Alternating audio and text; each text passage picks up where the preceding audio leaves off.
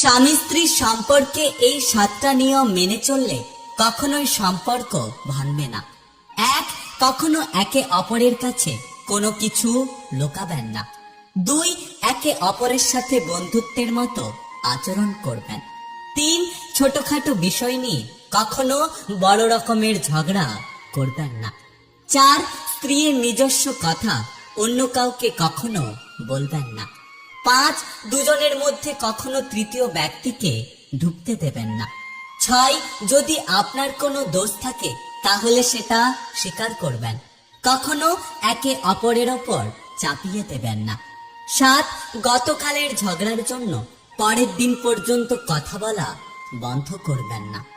অন্যের কথা শোনা মাত্রই উত্তেজিত হও না, আগে কথাটার সত্যতা যাচাই করো, তারপর উত্তেজিত হও। তর্ক করে জয়ী হওয়ার চেয়ে চুপ থেকে হেরে